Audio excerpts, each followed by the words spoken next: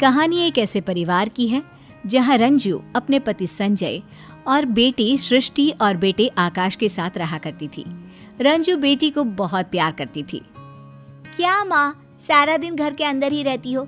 जरा बाहर निकल कर तो देखो, औरतें कितनी स्मार्ट है। अरे बेटा, मैं बाहर जाऊंगी तो घर का काम कैसे होगा? माँ, घर के काम के लिए नौकरानी रख लो ना।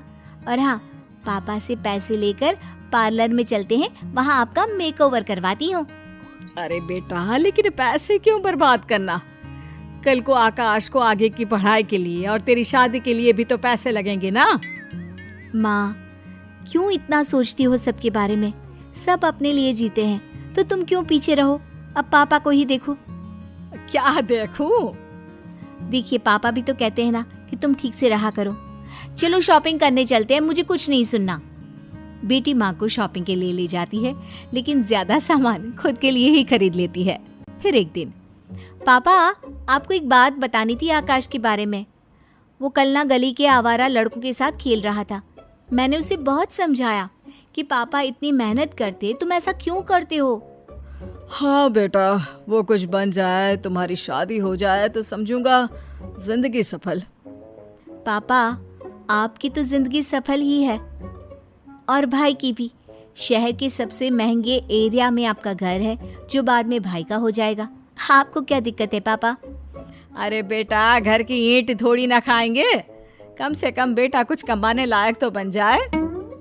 एक रोज, माँ, पिताजी, मैं आप लोगों को किसी से मिलवाने लाई हूँ। ये मयंक है, मैं इससे शादी करना चाहती हूँ।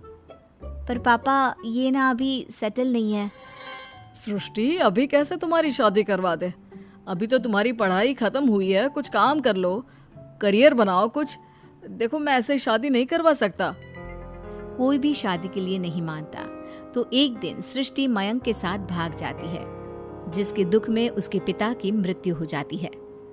माँ, संभाल अपने आप को, कुछ खा ले, सारा दिन रोती रहती है। बेटा, तेरे पापा के बिना कैसे रहूंगी? और फिर तू भी तो कोई काम नहीं करता, कैसे चलेगा हम लोगों का घर? अब तू चिंता न कर माँ, मैं कोई ना कोई काम जरूर करूँगा। फिर हम लोगों के पास इतना बड़ा घर है, इसका एक पार्ट हम लोग किराए पर चढ़ा देते हैं। माँ को बेटी की बात जम जाती है और फिर दोनों ठीक से रहने लगते हैं कि एक दिन, मत देख तो, सृष्टि आई है। सामने सृष्टि खड़ी होती है। उसकी हालत खराब होती है।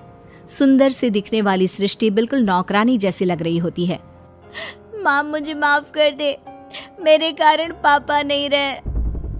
माँ पहले तो सृष्टि से बात नहीं करती, लेकिन बेटे के समझाने पर वो उसे गले लगाकर रोने लगती है। तू कहाँ थी और वो मयंक कहाँ है? वो घर पर है, वो कोई काम नहीं करता तो नौकरी भी मैं ही करती हूँ। पापा के बारे में कल ही पता चला तो रहा नहीं गया माँ। कोई बात नहीं बेटा, किस्मत का लिखा कौन बदल सकता है। सृष्टि अब आए दिन माँ के पास रहती और उसके कान भरती। क्या माँ, तो भाई की शादी करा देना किसी पैसे वाले घर में। उसको जो दहेज मिलेगा उससे एक और घर खरीद ले। ये घर बेचकर अपने पास पैसे रख, कल को बहू आ जाएगी तो पैसे पैसे के लिए तरस ना जाए तू। अरे नहीं नहीं, आकाश मेरा ख्याल रखता है, वो ऐसा नहीं करेगा। माँ, बीवी के आने के बाद ना सब बदल जाते हैं, बाकी तेरी मर्जी। पर कहते हैं ना, रोज रोज एक ही बात को कान में डाला जाए तो वो एक दिन सच हो ही जाती है।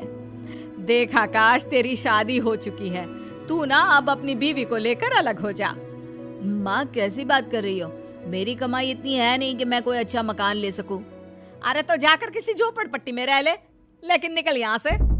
माँ के कहने पर आकाश अपनी बीवी के साथ अलग चला जाता है। उसके जाने के बाद सृष्टि माँ के पास आती है। माँ, ये है ठाकुर जी, वो इस घर की अच्छी कीमत देने को तैयार हो गए हैं, ये ले पैसे। बेटी घर बिकवा देती है।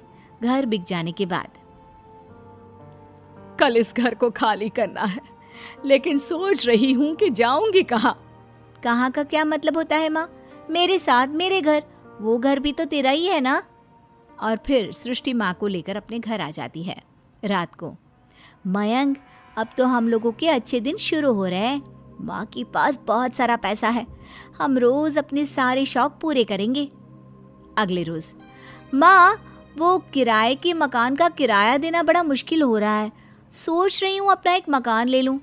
डाउन पेमेंट दे देती तो ईएमआई तो मैं देती रहूँगी जैसे किराया दे रही हूँ। हाँ हाँ, ले ले बेटा, अब जो है तुम लोगों का ही तो है। वैसे मैं कुछ दिनों के लिए ना आकाश के पास जाने का सोच रही थी, बहुत याद आती है उसकी। क्या माँ पागल हो गई हो?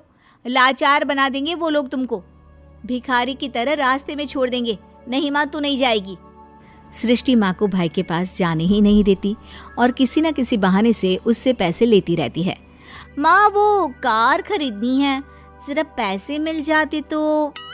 अरे बेटा, अब तो सारे पैसे खत्म हो गए हैं, थोड़े पैसे हैं वो तो मेरे पास रहने चाहिए ना।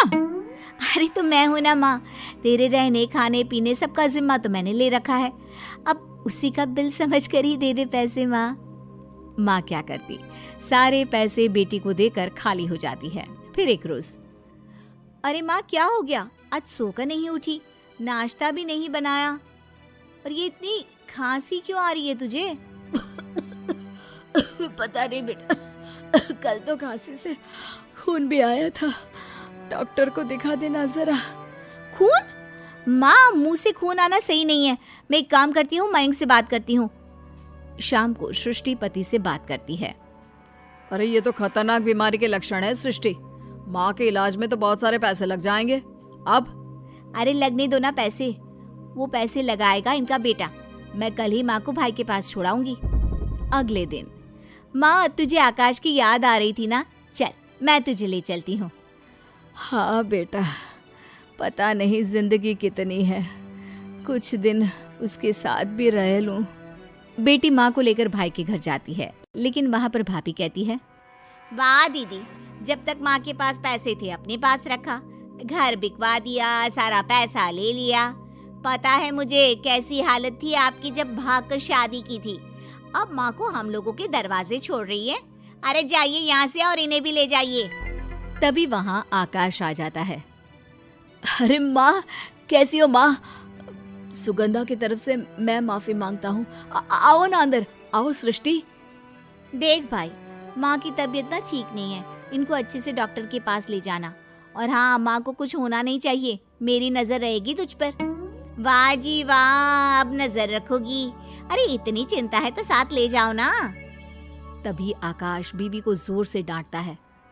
ये माँ है मेरी, तुम्हारी हिम्मत कैसे हुई माँ और बहन से ऐसे बात करने की? माँ की आंखों से पानी आ जाता है। जिस लड़की ने अपने आगे अपने पिता की इज्जत को भी नहीं रखा और चालाकी से अपना मायका खत्म करने की कोशिश की, ऐसी लड़की के कारण मैंने अपना इतना अच्छा बेटा छोड़ा। मुझे माफ कर दे